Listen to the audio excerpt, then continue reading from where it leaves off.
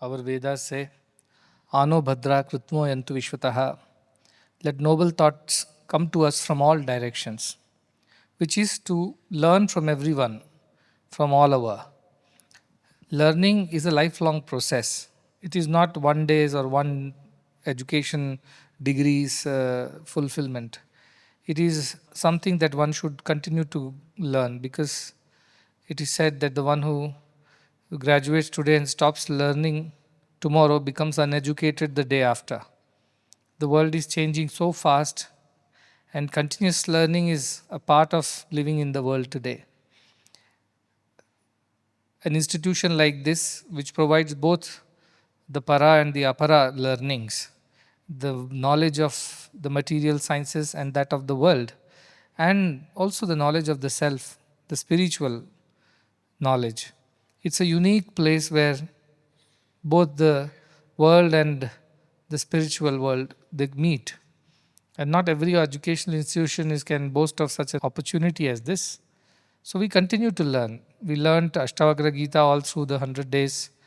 We renewed or we relived all our ideas that we have learned every day through discussions, deliberations, and ways and means to practice them in our daily life. So it was a great learning. We also learnt about the world cultures of people, about their philosophies, about how they live their lives in their countries, and what are those common values that the entire world shares. This was also a great learning. Everybody improved from where they were, their understanding of the world, the way they look at the world today, their perspective, everything improved and evolved because of this learning. So also people learned how to manage a large program, how to receive guests who are not known to us, how to conduct ourselves, and do everything else that was needed. That was also a huge learning curve for everybody. We also learned many new technologies in our institution, from robotics to genomics to various other ways of organ and valve banks and so on and so forth. And continuous learning is a part of the institution building. And our institution is a testimony to such collaborative efforts and the power that it brings with it. We've grown because of partnerships and collaborations only, not by ourselves, not by an individual effort, but collective effort. And that is the way of Kali Yuga. Sangau Shakti, Kali Yuga, it is said. The strength in these times, in this age, is that of togetherness. That is the strength. That is how you deal with things in these times as it is today. So I'm very happy that the Institute is able to organize such conferences, bring expertise from around the world, bring new technologies. I'm told not only the robotic heart surgeries have begun, but we also have started robotic knee surgeries now, which is again a feather in the cap of the institute, because not many private medical colleges, especially charitable like us, can boast of such high-end infrastructure and facilities, and it's available to the poorest of the poor at no cost. Now technology has transformed the way everything happens, not just about the generative AI and machine learning, but internet, simple thing like an internet technology has transformed, the digital technology has transformed the society. Today what I speak here is heard in so many countries, and they can understand in their own languages as well. They can translate it easily through machines. So also medical technologies have improved so much, and the people who set up the robotic surgery facility here, Dr. Srivastava, he was telling that he has also invented a chair now. Earlier he had to be at least in some kind of a setup where from he controls the robotic arms using his joysticks.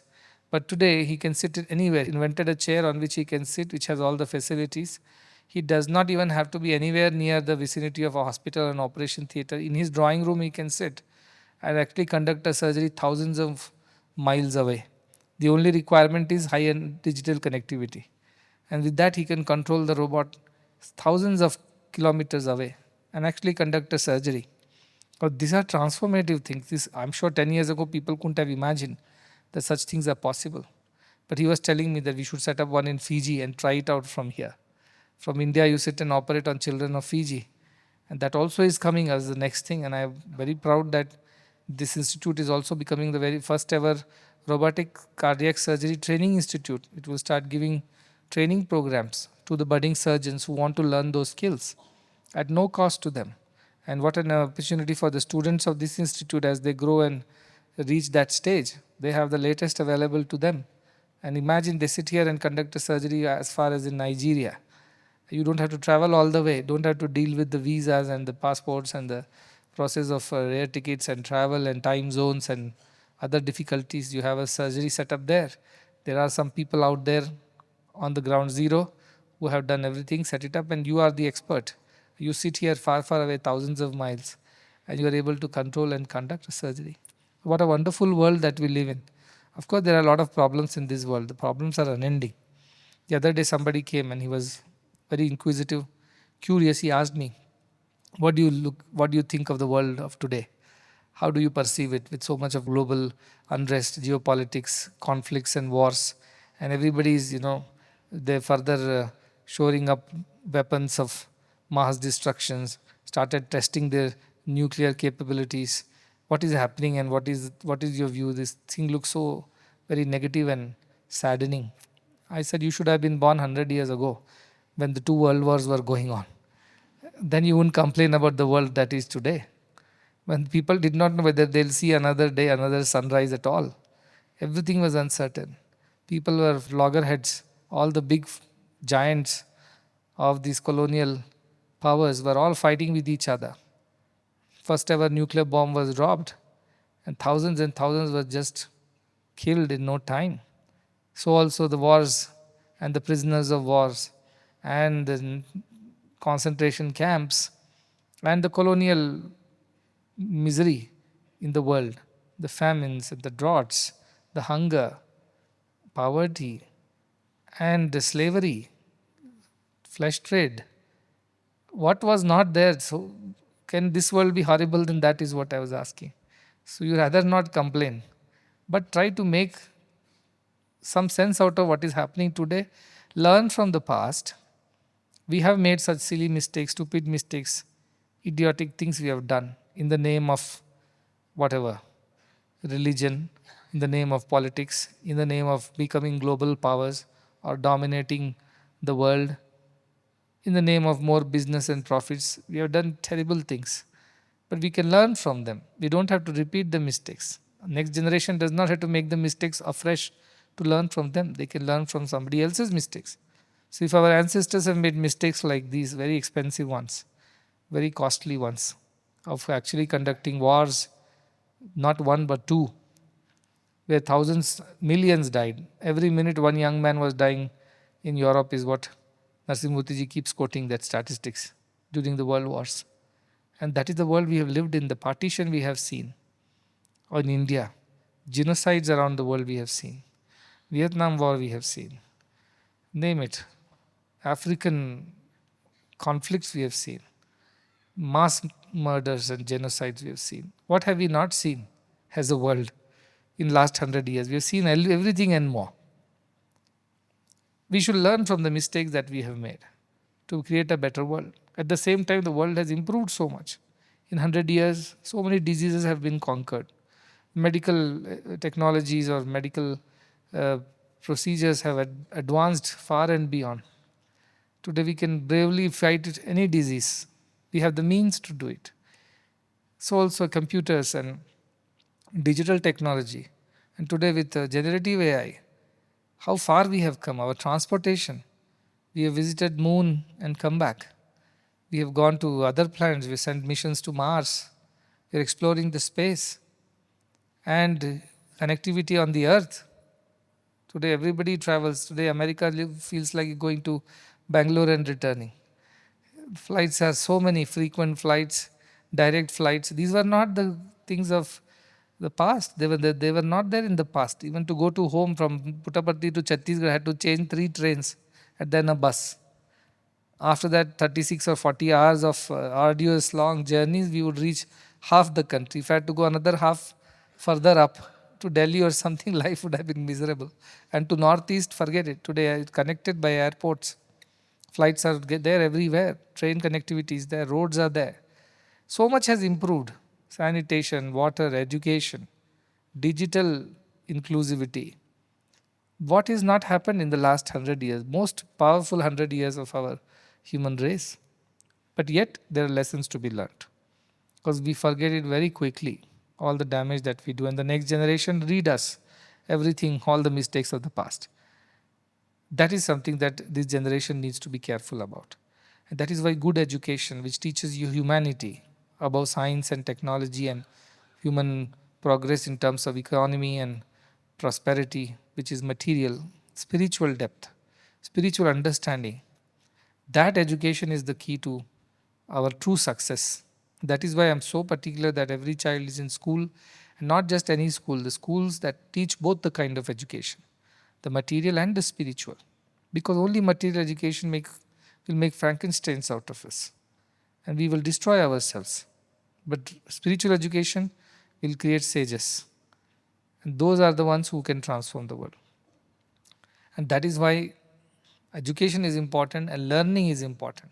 As you learn on the outside, you also have to learn on the inside. As the tree grows upwards, it also grows downwards. And the more downwards it grows, the more upwards it grows. The strength of the tree lies in its growth both ways. So our roots of spirituality, they have to be nurtured. Every child must be introduced, exposed to the spiritual ideas. I'm not talking about religion per se, but the idea that we are all divine in our spirit, that we have an obligation towards each other to be concerned and compassionate. We must live in a way that others also can live along. And we must create opportunities, equal opportunities for everybody, whether they come from poor or rich families, developing or developed nations. Everybody should have equal opportunities to grow and thrive. That is the world we must work towards. And that cannot happen without spiritual values. Morality will not stand long without the foundation of spirituality. And that spirituality is this knowledge, Paravidya, that all of you learn. That you learn to respect all life. You learn to be careful, that you do not harm anybody, even inadvertently. You are compassionate towards your fellow beings, including animals, birds, trees, rivers, mountains. Everything is the family that we are a part of. So, this concern is the core of true education. That comes from spirituality. Yes, medicine is progress, technology is progress, everything is progress. Progress has made life more comfortable, but it has not made life more equitable because spiritual component went missing. So only the haves could have it, the have-nots can never have it. That is the kind of divided world we have created. The only solution is that you bring spirituality back, where profits take the back seat and people take the front, and not at the cost of people that you make profits. That understanding is spiritual in nature. That is why I'm very particular that we learn. My 358 days of good work can be all damaged in 7 days of holidays, I know. Like God created the world in 7 days, you can destroy it in 7 days too. So I was particular that I speak to them, especially the senior students. The junior students, small kids are mischievous, they'll do something, it's not a great harm.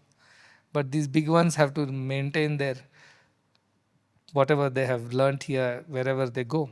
So speaking to the undergraduate and the postgraduate students, boys especially. Not that I believe that boys only will make mischief, girls also can do that. But I got the opportunity to, I spoke to them. I was telling the same thing. Your education is special. Your role in this world is special. You have been cut out to do something amazing, something great with your lives. It's not the same run of the mill life. You go, education gets over, then you get an employment. With employment, you start what you call enjoyment, and life goes on. That is not the life that you are bound to. You are blessed in some way. It's been thrust upon you, as Nelson Mandela would say. You have not been given a choice to choose or not to choose. You have been given, and you have to accept it and live with it and run with it. Call it your blessing or call it a bondage, whichever way you look at it. This is what your life is about, to do good to others. So that is what I was trying to explain to them. This is not given to everybody. Yes, there are great intellectuals, are there, very capable, powerful, influential people. But without that spiritual depth, they won't last. So this is where I keep insisting and bringing the attention back to the basics of life and living, which is balance. Balance of the inside and the outside, the inner world and the outer world, the material progress and the spiritual progress, the para and the apara. Like the two wings of the bird, these two have to be balanced. If they are not balanced, you cannot grow. You cannot do the right things. It may appear that you are growing, but you are growing partially only. And that is no good life. At the end, you are not going to live a satisfied life. You have to read what Steve Jobs wrote when he died. And you will realize what were his final thoughts. What did Alexander the Great, what did he say when he was leaving with his both hands outside the coffin on display?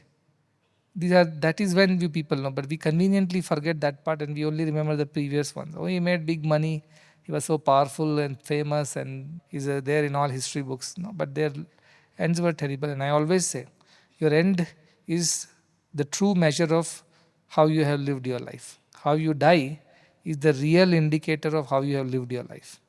If you don't die in satisfaction and peace, it is clear indication that you have not lived the life right. That is why in our scriptures, dying is very important than living. Our forefathers were very, very particular, die right.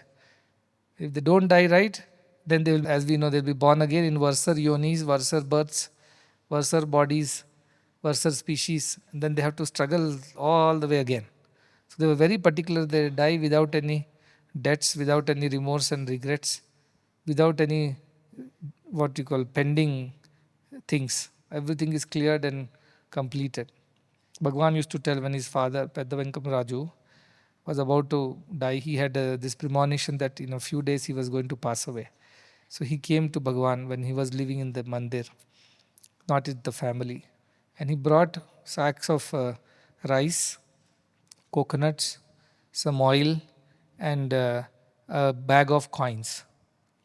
Bhagavan asked, what happened suddenly to you? Because he used to run a small stores, daily needs stores for the devotees who used to come. He used to bring all that groceries from nearby Kottacheru or somewhere, and then he would sell in Puttaparthi. But 2 days prior to his death, he came with all these things and placed it at the feet of Bhagavan and said, all this is for you to use. And Bhagavan asked, what is that for? He said, I know I am going to leave this body very soon. I don't know how many people have helped me. I haven't helped them back. I might have forgotten their help also. So please feed everybody using this rice, coconut oil, whatever he has got. Cook something for all of them and feed everybody on my death. And what is this bag of coins for? He said, I might have borrowed money from people. I might have forgotten to repay them. In my business also, sometimes we might not have repaid them completely. We forget, as human beings, we are very conveniently, we forget the good done to us. We don't forget the bad done to us. Similarly, we forget the bad done to others by us, but good done to others, we don't forget, our typical behavior. So I might have done mistakes like this. I might not have repaid so many loans and debts. Please throw these coins on both the sides of the road, the street, when my body is being taken to the burial ground. Whoever picks up the coins, I would think in some way my debt has been repaid. So he wanted to close all the books before he died. That is the kind of clarity they had, that they shouldn't harm anyone even mistakenly. And if they have done, they want to apologize in some way or the other and repay all the debts that they had. That understanding is spiritual. He may not have been a scientist or a great businessman. He is just a small village man with limited understanding of things, limited education, but great clarity of how one should live one's life. And more importantly, how one should die at the end.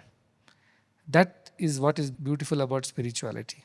Otherwise, we have seen people hanging on to their dear life in ventilators and ICUs, not letting go, because they still have desires undone. They want to still achieve something, enjoy something before they die. But that is not the way spiritual people live. So you have to be very, very, very clear about all your life. And that clarity comes from spirituality. It doesn't come from material progress, because there is no end to material progress. Somebody can always be richer than you. You can never beat that. You may die thinking you are the richest who died, but then next day somebody becomes richer than you. All your life's effort of being the richest will never stay. But spiritually, if you are clear and you die right, then you know that you have lived right. That is why you should prepare. All life is preparation for that one last moment where we die with satisfaction and a smile on our face and smile on the faces of others also who lived with us, who are happy to have lived with us. This is what all these are very important lessons, and we should be mindful of these things. This is our education, spiritual education, the Bharatiya Vidya. That is something that is missing in the world, and that is where so much of unrest and anxiety, people get into squabbles and quarrels and on small and silly things, whether it is on households or the road rage that we see, the vandalism that happens, or you see the big guys who fight over political reasons and are ready to press the button and let a nuclear missile fly off because of their wrong understanding. Anything can happen. We sit on a very, very fragile world which can break apart with one person's foolishness or wrong decision. Unfortunately, the decision makers are those who hardly have any spirituality. But who made them the leaders? People made them the leaders. What kind of people? Who also did not have any spirituality. So they chose the wrong leader. So the root cause of the whole thing is the ignorance in the people who make leaders their leaders. So education at the grassroots level, the bottom of the pyramid, to the youngsters is very important. Because they should be able to choose the right leaders who would lead the world in the right way. That is the only solution. When people ask me what is your solution to the problems, I tell mine is a long-term solution but a permanent one, which is to transform the people once for all, irreversible way. So once they become good, they cannot go and become bad again. That is why so much of effort to teach spirituality, and I'm very happy a lot of people give feedback about Ashtavakra Gita also, that they're taking back a lot of valuable lessons which will help them to stay clear of all these confusions and distractions of the world, stay focused on this spiritual path, also do good to others in the process. So I feel very happy, and I hope these great Indian ideas of spirituality reach every nook and corner of the world. And this is not religion, this is pure life's philosophy, how one should live one's life. In Ashtavakra Gita, did you hear about any god anywhere? In all these shlokas, not once he has mentioned, be like Sri Rama or Krishna or Shiva or Brahma. Nowhere. The only philosophy it has, that supreme divinity which has no name, no form, everybody is that. That is the only philosophy. Where is religion in it? So what's the conflict? No conflict. That is why it's so powerful. Anybody can practice it anywhere around the world. It's not dogmatic, it is not orthodoxy, it is not fanaticism. It is absolute pure knowledge. Can transform anybody. The fifth book of Ashtavakra Gita has also come out. I would do that after the holidays when people come back, then I will start again. I think everybody needs a little break, including me. When you go home for holidays, share this knowledge with your friends and family. Help them also develop an understanding of our scriptures and the philosophy so that they also lead better lives. And as I said, they die better and they don't suffer. That is why this knowledge is important. In your own way, you explain to them. Instead of having some silly, petty conversations on latest cinema releases and songs and fashion trends and which neighbor did what to whom and whose house, what's going on, these wasteful conversations, please stay away from all that nonsense and rather you speak about the good things that you have learned, share good ideas with people. It will help them improve. Right? That is very important. Have your enjoyment, have a little fun, but not at the price of forgetting all the good that you have learned. So go home and come back better than you left. That will be true Guru Dakshina. And all the devotees who are returning to their countries, to them also a lot of blessings. You are taking this flame of wisdom with you, this light with you now. And that light, you should keep it shining and burning bright. And when you go back through this, enlighten many more people in your own countries, whoever. Now don't go after them saying, come here, I want to teach you something. Nobody will come like that. If you are glowing in that wisdom, people will be attracted like fireflies are attracted to fire. Moth is attracted to flame. They will come to you. They will learn from you. You be the person you want others to be. You follow the principles, you practice the idea, others will get inspired on their own. They'll come to you, the right people will come. So go back inspired and spread this inspiration wherever you go.